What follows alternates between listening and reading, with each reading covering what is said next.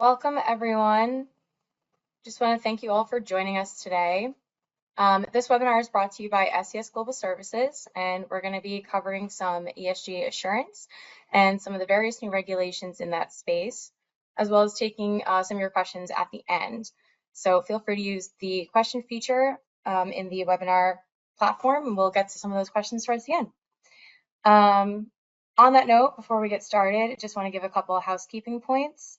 Everyone who's joined is going to be in listen-only mode, but like I said, you can post your questions and we will answer them during the Q&A portion at the conclusion of this webinar. Also, this presentation is going to be recorded, so you're going to receive a link to that recording sometime next week. Okay, so we have quite a bit to get through. I'm going to get us started. My name is Danielle Stapleton. I'm the Program Manager for the ESG Assurance Program, and I'm going to be your host today.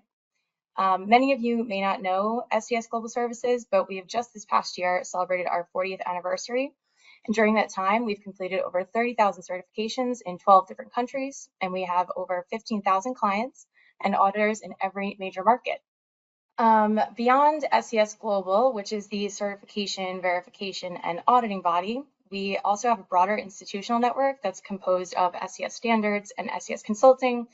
SCS Consulting is a separate entity for consulting services. We're a verification body, so we do not consult. We have also just launched the Global Heat Reduction Initiative, which is focused on expanding past the traditional emissions accounting and reduce the short-lived climate pollutants that have a large impact on global heat. If you have any other questions on our services, we'd be happy to connect you with the right team, so feel free to reach out. Okay, a little bit about our reach. As I noted, we're active all over the world and we work in every major industry.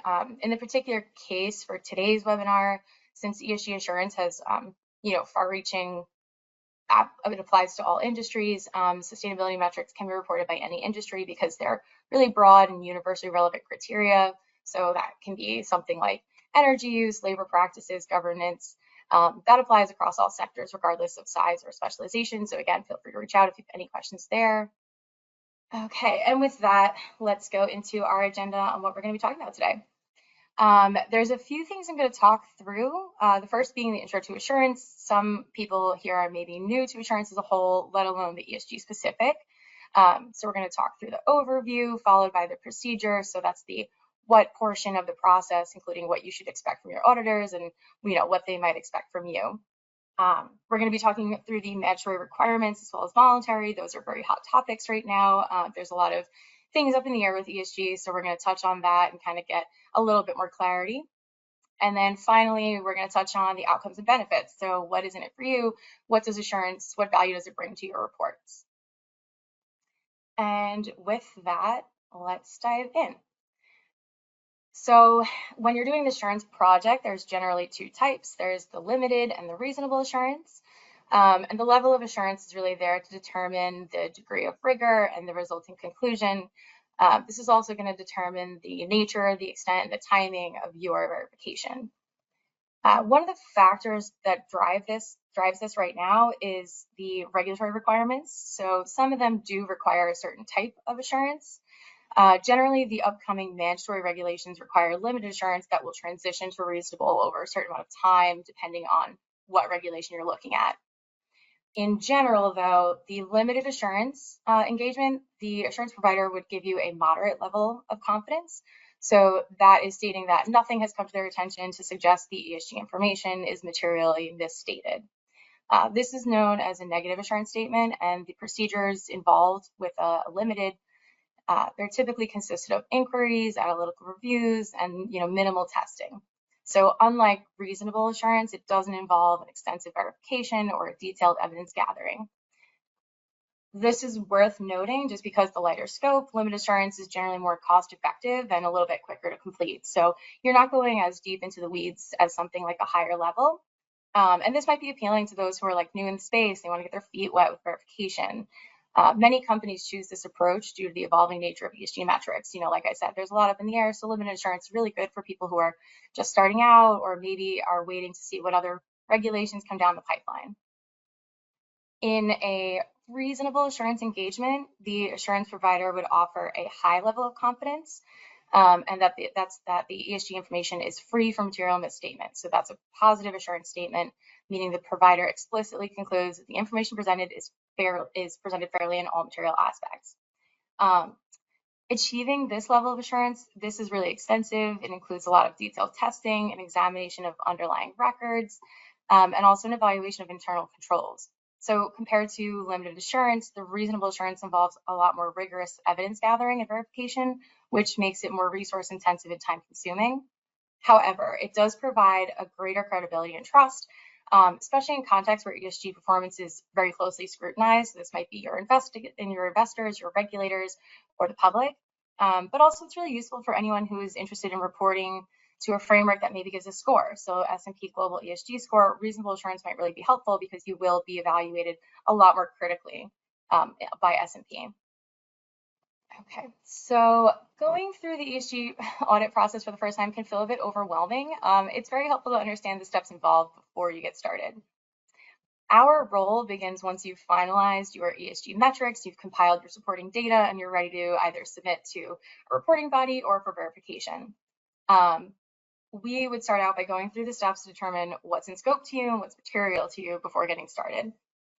The verification process starts with pre-engagement phase, where we would work with you to kind of determine your goals and then see what things are in scope. And during that stage, we would also assess the internal timelines and confirm that there are no conflicts of interest between your organization and our verification team.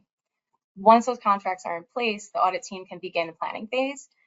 This typically includes a kickoff meeting, an initial data request, and we would do a high-level review of your ESG metrics. And this would also include a preliminary risk assessment to identify areas that might be, really viable to have an error or a misstatement. When we move into that testing phase, the verification phase, we would gather our evidence, do some recalculations on a sample of your data, and then assess the accuracy of your disclosures. This is a really great phase. Any findings or discrepancies that we have are communicated to you, which then allow for corrective actions. Then you can resubmit before final approval. So if you have a misstatement that was just, a simple mistake, you're allowed to correct that and bring it back to us, and then we can move on to the next phase. After all those findings get addressed, we can draft a verification report and an assurance statement. So this document outlines the procedures that we've done, the conclusions we've come to, and then what level of assurance we provided. The final stage here would be an independent review. So someone who's not involved in the earlier phases, entirely new to the project, they would evaluate the engagement as a whole. And their job is to ensure that the verification was conducted in line with our objectives and that the results are accurate and reliable. So there's a second layer of comfort there. After completing all of this, we issue a final verification report, which you can use to support your ESG disclosures and feel confident in your numbers. So timing alongside data quality is just one of the most critical factors for you to consider when you're planning your ESG reporting. The verification process for ESG can really differ from something like a GHG just because there's a little bit more nuance in the data. Even in an ideal scenario where the client is fully prepared and complete data and all the steps proceed as scheduled, we always recommend engaging with your auditors as early as possible to ensure your timeline is met. With ESG, some metrics can take longer or shorter depending on what's being assured. But because a lot of this information comes across different departments and different, entities that might be outside of your operating boundary, there can be, if something comes back with an issue and has to go back for a follow-up, it can take a really long time. So something like human rights in a supply chain requires really deep supply chain visibility and sometimes chasing information pretty far. That can take a while. I mean, it's coming from multiple different sources, multiple databases. So sometimes delays can occur between either departments or even just the regular rollout of information. Your HR data might be tracked over the year and there might be delays in collecting that. This is why, again, it's very important to really get involved with your auditors and talk about the process early, and also to keep a lot of communications on your timeline, have check-ins and keep each other up to date on timelines. Because a change in the delivery of information, it's super important to stay on track and kind of prepare mentally for these roadblocks that might occur. It's always better safe than sorry. Okay. Everyone's favorite ESG question right now. The Corporate Sustainability Reporting Directive, or the CSRD. This is a European Union regulation that significantly expands the sustainability reporting requirements. And this is for companies that are operating in or connected to the EU. So companies must report on all pillars of ESG. That's the environmental, social, and governance, anything like pollution, biodiversity, workforce, board diversity. So these reports do have to follow the European Sustainability Reporting Standards, which is the ESRS, and they have to include both present and forward-looking information. This is a very complicated reporting requirement. There are a lot of concerns right now over the complexity of the directive and the evolving nature of it. Due to this, there has been a pause on the CSRD, but I do want to make it clear that CSRD is not going away. Some of you might be aware of the omnibus changes. Companies are still feeling the pressure, though, to build these systems and processes quickly. Now is a really good time to use that pause to your advantage and take stock of what you are prepared to do. During this pause, you should be, not necessarily thinking, okay, we're done. You should be thinking, what can I do to get ready? Under the CSRD, companies in scope will be required to obtain limited assurance initially. Over the course of 4 years, they're expected to then shift into reasonable assurance. If the level of metrics holds, that means you have 1,500 data points that must be verifiably accurate. That's a huge lift for a lot of people. And even if it gets reduced significantly, like say it comes down to 200 metrics, that's still a big ask, and it's going to be a heavy lift for a lot of companies. Not everyone has dedicated ESG teams. Some people might be reporting for the first time. This is going to be a hard process, kind of either way you slice it. There's a lot up in the air with CSRD, but while there is time to prepare, you should use it. And even something like a pre-assurance, which does not offer assurance verification, but is more of a litmus test to see how you would do in a full audit, that might be useful for people who are reporting for the first time and maybe don't understand the process or a little bit anxious on the process. It's a really great way to identify your gaps before doing the full audit, before getting the actual assurance statement, and can really help your team get familiar with the process, get comfortable with it, and bring yourselves kind of up to speed and have a much easier time when you finally do take the dive and do that limited assurance. Another mandatory reporting framework is the ISSB. This is created by the International Sustainability Standards Board, and this was established by the IFRS Foundation to create like a global baseline for sustainability related financial disclosures. It has two main parts, which is the IFRS S1, that's the general requirements for sustainability related financial disclosures, and the IFRS S2, which is climate related disclosures. These are designed to be used alongside financial statements and focus on sustainability risks and how opportunities affect your company's value. So the way it works is that ISSB develops a framework that can then be applied to multiple sectors and countries, which jurisdictions can then adopt that framework as part of their legislature. So then you have a mandated country level framework. As of 2025, over 30 jurisdictions have adopted or are preparing to adopt those standards into their regulatory framework. So many countries are taking a climate first approach that starts with the IFRS S2 before expanding more broadly into sustainability topics. It is important to note with the ISSB that they are working very closely with the EU to ensure that there's an interoperability between the ISSB and the ESRS. So there's a lot of conversations aimed at making sure that these frameworks are related to each other for people who are multiple reporters. And this is really important considering the assurance expectations across both ISSB and CSRD. While the ISSB themselves do not mandate assurance, it is expected to become a key component of the implementation. So many jurisdictions adopting ISSB standards are requiring limited assurance initially, and then potentially moving towards reasonable assurance over time, which is mirroring kind of the approach taken by the EU's CSRD.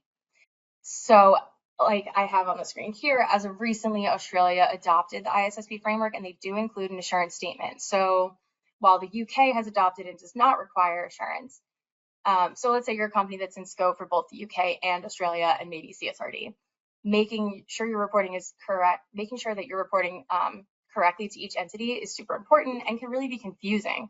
So getting an assurance might be really helpful to you in the sense that someone is checking to make sure that all your disclosures and your assurance requirements are met to the right jurisdictions. It's also really important to note that getting assured for a country you're not required to won't hurt you. So you can get assured, you can get assurance applied across the board, and you'd be able to submit to all these frameworks without having to worry because they've been checked, but also you're meeting the basic requirements where it's necessary, And even where it's not, maybe you're exceeding in other territories. Okay, so the voluntary frameworks. In general, voluntary frameworks do not require reporting, but they are almost always strongly encouraged. Most frameworks have a recommendation to assure the metrics against their standard in order to assure the data is correctly aligned and not at risk of rejection. So first on the screen here, the GRI, that's the Global Reporting Initiative.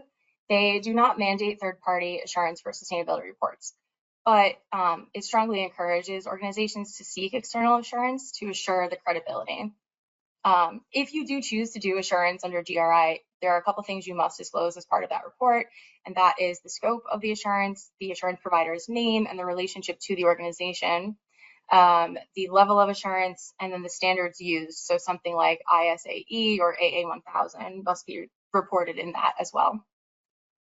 The United Nations Global Compact, United Nations Sustainable Development Goals, while external assurance is not mandatory, again, companies are encouraged to enhance their credibility through third-party verification or alignment with something like the ISAE 3000.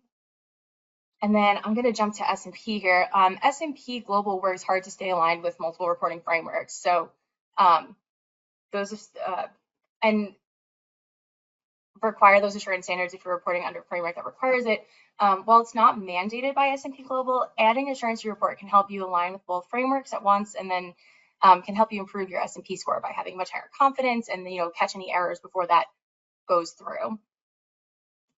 So TCFD I have up here, and TCFD is kind of unique. They promote the use of 7 principles for effective disclosure. One of those is verifiability. This principle it encourages organizations to provide information that can be verified, that's internally or externally. So while they don't explicitly require assurance, this principle kind of implies that external assurance strengthens the reliability and really places an importance on this step. As a separate note, for those in the UK, companies with over 500 million revenue and more than 500 employees will be required to be in line with 414CA and 414CB. That is part of the Companies Act 2006. These are aligned to TCFD climate-related disclosures. So that is to say that UK-listed companies that meet this threshold will be mandated to be held to the TCFD framework. So these sections now serve as the legal mechanism for which the UK government can enforce mandatory TCFD-aligned climate-related disclosures. Okay, so I did just mention these, the AA1000 and the ISAE 3000. These are both sustainability frameworks, and so they're really helpful for improving your stakeholder engagement. AA1000 really focuses on accountability, and there are 4 pillars with that. So we have the inclusivity, materiality, responsiveness, and impact. The inclusivity, the point really here is to involve people who are affected by your decisions. Those are your stakeholders, people in your company, your board, your customers. The materiality is really what's, to focus on what is important to your business specifically. Responsiveness is aimed at, making sure that you're listening to the concerns and maybe problems that you've identified and making changes there. And then the impact is understanding and managing the effects of your actions. ISAE 3000 is these standards for International Standards on Assurance, and it's issued by the International Auditing and Assurance Standards Board. They're both similar in the sense that they're meant to conduct assurance engagements other than audits or review of historical financial information. So they're really focused on a non-financial aspect of it. They're focused on sustainability. These are pretty common frameworks that we see here at SCS, and they're very popular for companies who are looking to start non-financial and more than just GHG assurance work. Okay, so I know I just threw a ton of words and information at you, so thank you for sticking with me on it. Going through the process, the regulations, the voluntary world, at the end of the day, a lot of people want to know what this means for them and how this benefits them. Number 1, reliability. To ensure the integrity of ESG reporting, third-party assurance plays a really critical role. Independent reviewer providers validate the data, which helps minimize errors, misstatements, and even greenwashing. This external verification really adds a layer of credibility that internal reviews just can't really fully provide. And there are so many different ESG regulations globally that it's going to get confusing. What's required in the EU may differ from what is required in the US or Asia. So the one-size-fits-all approach can't really work with ESG metrics. That's why a tailored approach is really essential and ensures that your data aligns with the specific rules of each jurisdiction that you are subjected to. Obtaining assurance over your data can really ensure that your reports are reliable and free from misstatement. The second is your stakeholder value. Trust is the foundation of stakeholder relationships. When ESG data is assured, it signals to the investors, the customers, and the regulators that your company is serious about transparency and accountability. It shows that your claims are backed by evidence. It's not just some marketing scheme. And finally, trust in your brand. This is a big one. Assurance enhances your brand's credibility. So it shows that you're not just talking about sustainability, you're proving it. This transparency can really significantly boost your reputation and help set you apart in a crowded market. Consumers today are really value-driven. They're supporting brands in line with their beliefs. So by prioritizing sustainability and really backing it, your company is seen as progressive, responsible, and worthy of long-term loyalty from your consumers. Okay, so that was a lot. Let me give everyone a minute to digest that. And let's take a look if there's any questions that have come through. Okay, I do see one question. How do you decide on the level of assurance needed? That's really up to you and what your goals are. If you want to try assurance, but you know you have some gaps, something like pre-assurance is a really good option to upskill, like I mentioned. Not just for you, like maybe you individually have experience with assurance, but it really can be a big process going through it with your whole team and the downstream and trying to get everyone on board on how this really works. So pre-assurance would be good for something like that. Limited assurance is a pretty good choice for people who are looking to do voluntary reporting, or maybe those who are getting set up for the mandatory reporting. And then reasonable is really kind of for those who want to solidify themselves as like a sustainability leader and someone who has really reliable information, or maybe you have an internal ESG team that's been working on this for years and you're really ready to take that high level of confidence. Okay, how do we validate the double materiality assessment required under CSRD? Yeah, that's a new thing that's coming out. So you as a company would need to provide support and proof of alignment with ESRS. We would need to like go in, see those, review the support, and then also document rationale for each of those materiality choices. And that, you know, can depend on the metrics. So the rationale might be something like an interview, and it might be something like HR reports. And this is really important considering your timeline. So if you are doing something like CSRD, you want to make sure that you have plenty of time, because those metrics can take a really long time, and each one of them is going to have a different kind of standard for how you're assuring that. What type of metrics are included in ESG? That's a great question. So we have, you know, under E, it could be a lot of different things. One of the things we commonly see is water and waste. Those are really effective to people's materiality right now. There's a lot of different metrics that you can report. Big ones for E would be water and waste. Under S, usually it's something like DE&I, or it's health and safety reports. And then for governance, it can be something like board of directors, whether that's gender diversity or anti-bribery, things like that. Okay, I have time for one more question. How should someone prepare for the transition from limited to reasonable? This is a really good question. One of the ways engaging in assurance early is really valuable here. If you do assurance every year, over time, you're going to be able to improve your internal process, like based on the results that you're getting back. So by the time you're moving to a reasonable level, you've already seen improvements. You've already gotten a handle on how that process works. So having a relationship like with your auditor where you're comfortable and they know your challenges, that's really useful, being able to engage early. Just because when you're transitioning to reasonable, you know, there's going to be like learning curve delays. So if you're kind of familiar with that process already, it makes it a lot easier. It's really like you're running through this data for a little while, you're doing years of assurance, and then, you know, you take it one step further. Okay, well, we're at time. So anyone whose questions I did not get to, I will follow up with via email. Again, this link is going to be sent out to everyone with the recording. So thank you all so much for joining me. I know there was a lot of information, so any questions you have, please feel free to reach out to our team and we will get back to you. Thank you so much, everyone.